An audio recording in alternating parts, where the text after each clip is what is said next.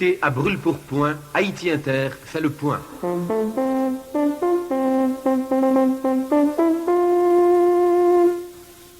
Faut-il déchouquer Boukman? Boukman avait-il conclu au Bois Caïman un pacte avec le diable? La révolte générale des esclaves déclenchée en 1791 à partir du Bois Caïman est-elle le fruit de cette alliance satanique? Ce sont ces angoissantes questions qui se posent à la lumière des derniers événements survenus au Bois Caïman, rapportés par Radio Haïti, et aussi à la lecture d'un document explicatif envoyé en notre salle de rédaction par un groupe de pasteurs protestants. Dans ce document, nous lisons dès la première ligne cette phrase, citation, « Bois Caïman consacré à Jésus-Christ, contrat Boukman ak Satan annihilé », fin de citation. Le document de 4 pages tente de justifier cette énormité en affirmant qu'il s'agissait de campagnes spirituelles accompagnées d'une aide matérielle aux habitants de la zone du Bois Caïman sous la forme de dons de nourriture, de construction de locaux scolaires, sanitaires, de formation sportive, etc. Nous avons rendu compte ici à Radio Haïti des diverses étapes de cette histoire du Bois Caïman, depuis l'irruption l'an dernier d'un groupe de pasteurs et de fidèles protestants sous la direction d'un pasteur américain, des réactions indignées d'habitants de la zone et d'autorités de la région. À la lecture de ce document, nous comprenons les louables intentions généreuses des missionnaires venus d'Haïti ou venus des États-Unis pour soulager les misères matérielles des habitants de la région. Et de même que nous encourageons toutes les ONG qui, à travers le pays, apportent aide humanitaire, aide économique et aide technique aux paysans haïtiens qui en ont tellement besoin. Notre souci aujourd'hui, devant ce document, qui confirme ce que l'on nous avait rapporté du fanatisme de ces missionnaires, de leur intention aujourd'hui avouée, dans un texte écrit, de convertir Boukman, notre souci est de tenter de faire comprendre à ces zélateurs que tout en respectant leur droit à répandre la parole de l'Évangile, à propager l'enseignement du Christ, il faut qu'ils comprennent qu'il y a des choses à respecter dans notre pays. Dire que Boukman avait conclu un pacte avec Satan pour déclencher la révolte des esclaves en 1791 est ce que l'on appelle en langage religieux un blasphème. À quoi s'ajoute peut-être un contresens historique. Boukman n'était pas, selon certaines recherches effectuées un Ougan, mais un musulman. La question est ouverte. Mais, lorsque des missionnaires protestants affirment avec autant d'agressivité que Boukman a conclu un pacte avec Satan, cela désigne du doigt directement l'action déclenchée après le serment du Bois Caïman, c'est-à-dire la révolte des esclaves. Les missionnaires protestants se rendent-ils compte de la grave implication que cela suggère? La révolte générale de nos ancêtres en 1791 serait donc le fruit d'une alliance satanique. Distillée de cette façon aux paysans de Morne-Rouge, avec accompagnement de nourriture, de promesses d'écoles et de centres de santé et d'équipes de football, il s'agit là de subversion pure et simple de la légitimité de notre révolte libératrice. Les colons esclavagistes de la plaine du Nord en 1791, devant le déchaînement des esclaves noirs qui réclamaient la liberté, n'ont pas dû réagir avec d'autres arguments pour justifier devant les curés français de l'époque leur réaction à eux en assassinant les esclaves. Les colons esclavagistes ont dû dire « il faut écraser Satan ». Après 207 ans, que l'on veuille convaincre les descendants de ces esclaves noirs de la main de Satan dans leur libération est inimaginable. Et que cela vienne de descendants de ces mêmes esclaves est la preuve de l'aveuglement de ceux qui s'imaginent que croire en Jésus-Christ donne tous les droits. Ces missionnaires zélés sont-ils des naïfs ou des cyniques? Ou sont-ils manipulés par ceux qui ne nous ont jamais pardonné d'avoir osé briser nos chaînes en 1791? Et en cela, nous avons été les seuls dans le monde. Les chaînes ont été brisées aux États-Unis par décision d'Abraham Lincoln, pas après une révolte d'esclaves. Au Brésil aussi, à Jamaïque aussi. En Haïti, on s'est soulevé et on a brisé les chaînes. Déjà, il y a 3 ans, un professeur d'université des États-Unis avait prétendu que le bois caïman n'avait jamais existé. Nous nous rendons compte qu'il faut coûte que coûte discréditer aux yeux du peuple haïtien cet acte fondateur de notre liberté, qu'est la révolte générale des esclaves, déclenchée après la cérémonie du bois caïman, soit en disant que cette cérémonie n'a jamais existé, soit en suggérant aux paysans de la région de Morne-Rouge, avec force cadeau à l'appui, que c'est Satan qui a libéré nos pères.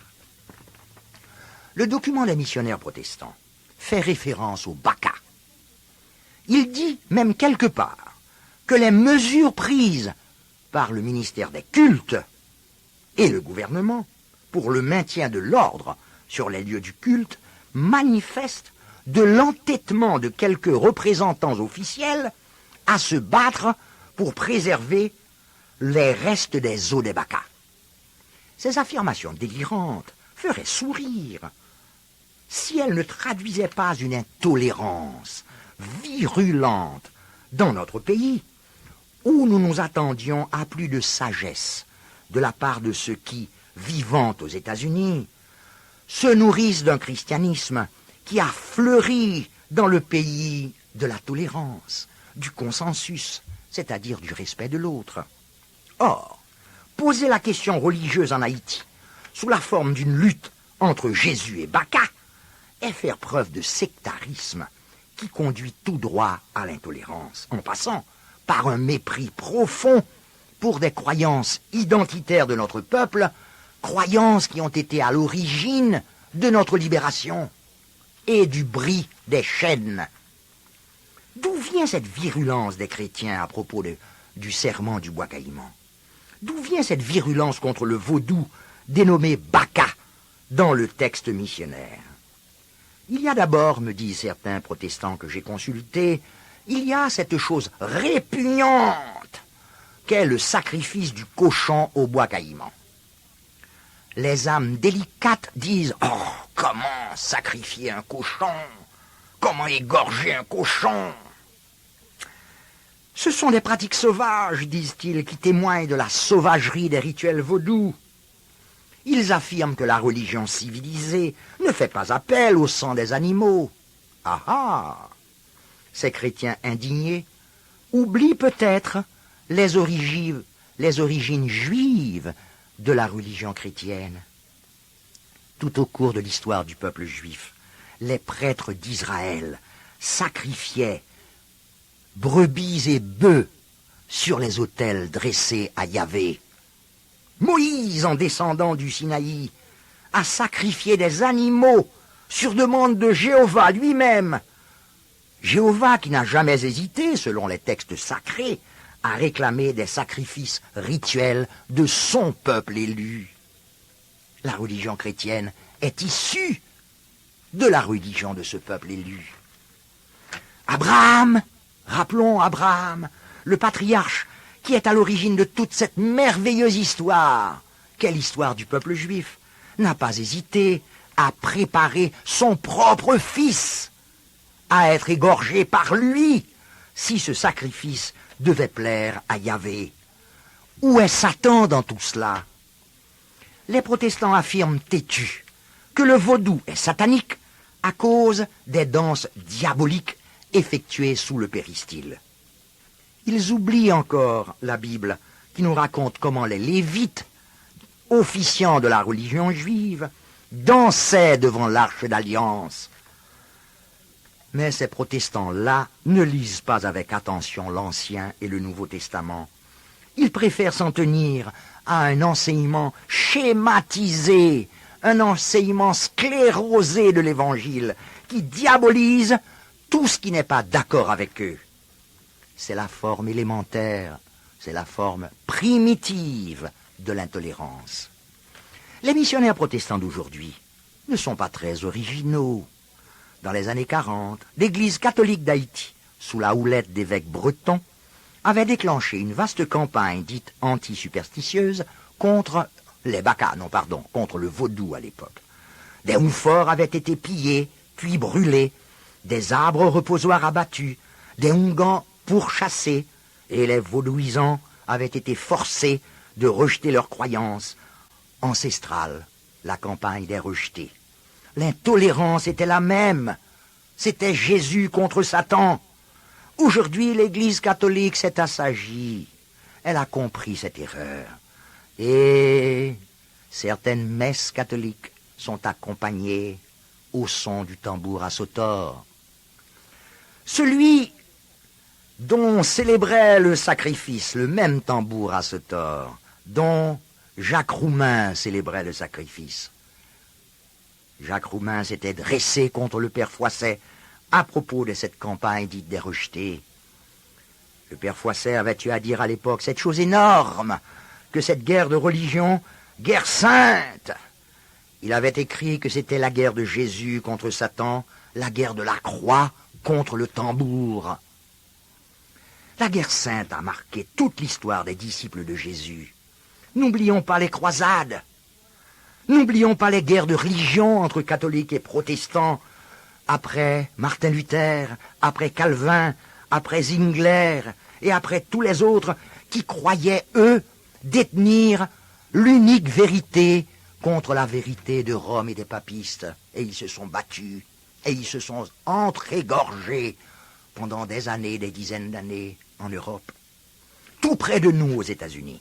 C'est au nom de Jésus, et avec une croix marquée sur les cagoules blanches, que les Blancs du sud des États-Unis ont pourchassé nos frères, les pauvres Noirs. Ces Blancs n'acceptaient pas qu'Abraham Lincoln ait mis fin à l'esclavage des Noirs. Et quand ils attrapaient les anciens esclaves, les Blancs américains brûlaient les Noirs sur une croix au nom de Jésus. Les guerres de religion ont ensanglanté l'histoire du christianisme depuis la mort du Christ. Elles sont la conséquence de l'intolérance. Ce que j'essaie de faire comprendre aux missionnaires protestants, lancés aujourd'hui sur la voie du déchoucage de Boukman, c'est qu'ils sont une secte parmi tant d'autres dans le grand courant né de la parole du Christ il y a 2000 ans, et qu'au nom de cette parole, les disciples se sont crus supérieurs à tout le monde, à tout le reste du monde, d'où intolérance et guerre de religion. En Haïti, cette campagne de déchoucage de Boukman et de Baka se déploie aujourd'hui, rappelons-le, dans un contexte historique marqué quand même par l'occupation de notre sol par 20 000 soldats américains en 1994. En Amérique latine depuis quelques années, on signale une extension des sectes protestantes financées par les États-Unis. Que les déchouqueurs de Boukman et de Baka refusent d'avouer ces liens, mais ces liens existent. Il serait entre autres curieux de connaître exactement l'origine des fonds dont le document évoque avec tant de satisfaction les effets bénéfiques. Tandis que les protestants européens, les Hollandais, les Allemands, les Français et les Anglais ont, depuis la décolonisation des années 60, appris à calmer leurs ardeurs évangéliques conquérantes, le protestantisme missionnaire américain déploie avec agressivité, pour ne pas dire avec arrogance, sa campagne d'évangélisation. Où, principalement, l'Amérique latine et demain l'Afrique, après le voyage de Clinton, bien sûr. Terres historiques de l'évangélisation chrétienne. L'argument théologique final de ces protestants est le même partout. Le chrétien est détenteur du seul Dieu, un seul Dieu. Il doit détruire dans l'âme des sauvages l'emprise des faux dieux, au pluriel. C'est le monothéisme contre le polythéisme. Mais depuis 6 à 8 siècles, que se déploie sur la planète cette vaste offensive de toutes les religions monothéistes, et ce n'est pas la seule. Il y a le monothéisme au nom de Yahvé, le monothéisme au nom de Jésus, le monothéisme au nom d'Allah. Depuis 6 à 8 siècles, il y a eu des régions entières de la planète qui n'ont jamais été conquises par le monothéisme et qui se développent économiquement, socialement, culturellement sur un socle de polythéisme solide. Pour ne citer que quelques régions, l'Inde et le Japon. Ignace de Loyola au Japon. Il faut donc que nos missionnaires aient une notion de la relation. Ce n'est pas parce que l'indigène croit en une foule de dieux qu'il n'est pas développé. Le sous-développement a des causes bien plus complexes qu'une question de faux dieux ou de Satan ou de Baccha. Cette complexité réclame de ceux qui veulent vraiment secourir les pauvres déshérités sans arrière-pensée, bien plus que la charité du cœur ou la charité de la poche. Ce qui est en cause aujourd'hui, c'est la tolérance qui suppose le respect de l'autre. On ne respecte pas l'autre lorsqu'on veut lui faire croire qu'il est pauvre parce qu'il vénère Boukman ou Erzuli ou Brahma ou Shiva. D'autant que chez nous, ces croyances ont donné lieu à un phénomène qui fait de nous un peuple unique dans la Caraïbe et peut-être dans le reste du monde. Ce phénomène, c'est notre art, intrinsèquement lié au foisonnement et à la richesse de nos croyances traditionnelles. Les missionnaires protestants parlent dans leurs documents de faire venir en Haïti des milliers de touristes américains. Bravo! Mais aujourd'hui, dans la Caraïbe, les agences de voyage recommencent à parler d'Haïti comme le seul pays où la créativité vaudou a permis cette luxuriance artistique devant laquelle un André Breton, il y a 40 ans, un Américain, DeWitt Peters, ou le grand André Malraux se sont respectueusement inclinés. Laissez Boukman tranquille. Laissez Boukman, laissez les Baccha, laissez le vaudou inspirer Hector Hippolyte ou la fortune Félix. Qui a jamais dit en Europe qu'il fallait déchouquer Hieronymus Bosch, le grand peintre hollandais, qui a regardé profondément ceux qui venaient d'un autre monde au fond de lui, le monde des diables, célébré par joli mot chez nous, laissez Boukman tranquille. Pas essayer d'échouquer Boukman.